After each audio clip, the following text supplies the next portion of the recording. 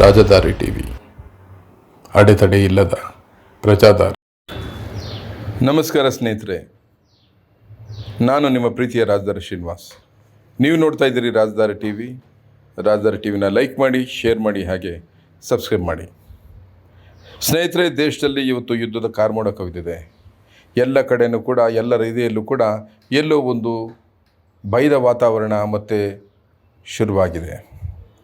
ಈಗಾಗಲೇ ಅಲ್ ಖೈದಾ ತನ್ನ ಎಲ್ಲ ಮುಸ್ಲಿಂ ಬಾಂಧವರಿಗೆ, ಅದರಲ್ಲೂ ವಿಶೇಷವಾಗಿ ಭಾರತದಲ್ಲಿರುವ ಮುಸ್ಲಿಂ ಬಾಂಧವರಿಗೆ, ಭಾರತ ದೇಶ ಪಾಕಿಸ್ತಾನದ ಮೇಲಿನ ದಾಳಿಯನ್ನು ಇಸ್ಲಾಂ ಮೇಲಿನ ದಾಳಿ, ಧರ್ಮದ ಮೇಲಿನ ದಾಳಿ ಅಂತ ಪ್ರತಿಬಿಂಬಿಸ್ತಾ ಇದೆ. ಮತ್ತು ಭಾರತೀಯ ಎಲ್ಲ ಮುಸ್ಲಿಂ ಬಾಂಧವರನ್ನು ಜಿಹಾದ್ ಧರ್ಮಯುದ್ಧಕ್ಕೆ ಕರೆಯನ್ನು ಕೊಟ್ಟಿದೆ. ಇದು ಅಲ್ ಖೈದಾ ಮಾಡುವಂಥದ್ದು, ಇದು ಸಹಜವಾದಂಥ ಪ್ರಕ್ರಿಯೆ. ಆದರೆ ಇವತ್ತು ನನ್ನ ಕರೆ ಏನಿದ್ರು ನೇರವಾಗಿ ನಮ್ಮ ಭಾರತದಲ್ಲಿ ನಮ್ಮ ಜೊತೆ ಸುಖ, ಶಾಂತಿ, ಕಷ್ಟ, ಸುಖ ಎಲ್ಲವನ್ನು ಹಂಚಿಕೊಂಡು ಬಾಳುತ್ತಿರುವ ಮುಸಲ್ಮಾನ್ ಬಂಧುಗಳಿಗೆ, ನಮ್ಮ ಧರ್ಮದ ಭಾರತೀಯ ಮುಸಲ್ಮಾನರಿಗೆ ನನ್ನ ಸಂದೇಶ ಏನು ಅಂತಂದರೆ, ಇದು ನಿಮ್ಮ ಪರೀಕ್ಷೆಯ ಕಾಲ, ಇದು ನಿಮ್ಮ ಹೃದಯದ ಮಿಡಿತದ ಕಾಲ, ಇದು ನಿಮ್ಮ ದೇಶಭಕ್ತಿಯನ್ನು ಮೆರೆಯುವ ಕಾಲ. ಇವತ್ತು ಪಾಕಿಸ್ತಾನದಲ್ಲಿ ಮುಸ್ಲಿಮರಿದ್ದಾರೆ, ಅನ್ನಕ್ಕೆ ತುತ್ತಿಗೆ ಕಣ್ಣೀರಾಗ್ತಾ ಇದ್ದಾರೆ. ಅವರ ಬದುಕು ನರಕವಾಗಿದೆ. ಈ ಪಾಕಿಸ್ತಾನ ಯಾರ ಸಂದೇಶವನ್ನು ಪಾಲಿಸ್ತಾ ಇದೆ ಗೊತ್ತಿಲ್ಲ, ಆದರೆ ಆ ಸಂದೇಶದಲ್ಲಿ ಅಲ್ಲಾಹನ ಪಾತ್ರವೇ ಇಲ್ಲ. ಅಲ್ಲಾಹ್ ಅನ್ನೋ ದೇವರು ಕರುಣೆ, ಪ್ರೀತಿ, ಶಾಂತಿ, ತ್ಯಾಗಗಳ ಪ್ರತೀಕವಾಗಿದ್ದಾನೆ ಅಂತ ನೀವು ನಂಬೋದಾದರೆ, ಆ ಅಲ್ಲಾಹನಿಂದನೇ ಸರ್ವವು ಎಲ್ಲವೂ ಹುಟ್ಟಿದೆ ಅಂತ ನೀವು ಭಾವಿಸೋದಾದರೆ, ಭಾರತದಲ್ಲಿರುವಂಥ ಒಂದು ಎಲ್ಲ ವರ್ಗದ ಜನರು ಕೂಡ ಅಲ್ಲಾಹನ ಪ್ರೀತಿಗೆ ಪಾತ್ರರಾಗಿದ್ದಾರೆ. ಆದ್ದರಿಂದನೇ, ಆ ಕಾರಣದಿಂದನೇ ಅಲ್ಲಾಹನ ಪ್ರೀತಿಯ ಎಲ್ಲ ಹಂಚಿಕೊಂಡು ನಾವೆಲ್ಲ ಬದುಕ್ತಾ ಇದ್ದೀವಿ ಅನ್ನೋದನ್ನು ನಾನು ನಿಮಗೆ ಮನವರಿಕೆ ಮಾಡ್ತಾ ಇದ್ದೇನೆ.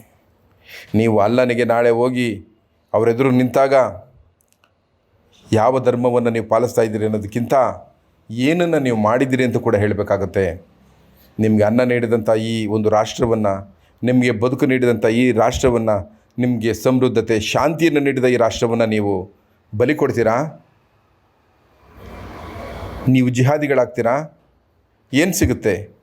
ಹಾಗಾದರೆ ಪಾಕಿಸ್ತಾನದಲ್ಲಿರೋ ಮುಸ್ಲಿಮರು, I am just saying sorry to the whole people of the India. Please, India, forgive us, please. That I am total helpless. I am that sister which was mourning the death of her husband. I am saying to that sister, I am your brother. I want to give my blood to you, but don't mistrust us. We love the people of India. We are known for the hospital.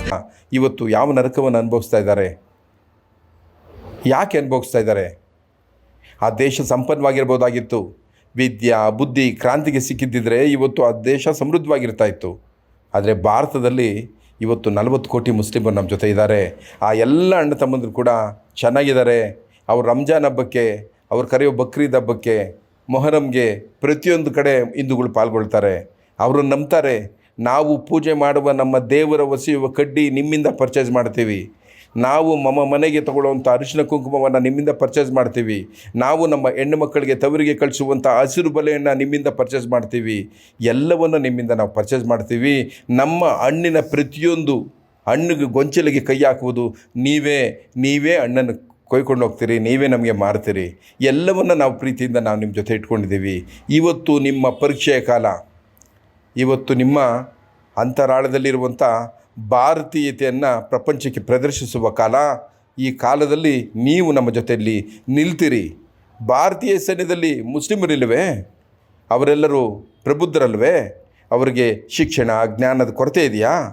ಅವರೆಲ್ಲರೂ ಯಾಕೆ ತಮ್ಮ ಪ್ರಾಣ, ತಮ್ಮ ದೇಹ ಎಲ್ಲವನ್ನು ದೇಶಕ್ಕಾಗಿ ಮೀಸಲಿಟ್ಟು ಶತ್ರುಗಳನ್ನ ಸದೆಬಡೆಯೋಕ್ಕೆ ಓಡಾಡ್ತಾ ಇದ್ದಾರೆ? ಯೋಚನೆ ಮಾಡಿ. ಈ ದೇಶದ ಅಬ್ದುಲ್ ಕಲಾಂ, APJ ಅಬ್ದುಲ್ ಕಲಾಂ ನಮ್ಮ ರಾಷ್ಟ್ರಪತಿಯಾಗಿದ್ದರು. ನಾವು ಅಷ್ಟು ಎತ್ತರದ ಸ್ಥಾನಮಾನದಲ್ಲಿ ಅವರನ್ನು ಕೂರಿಸಿದ್ದೇವೆ.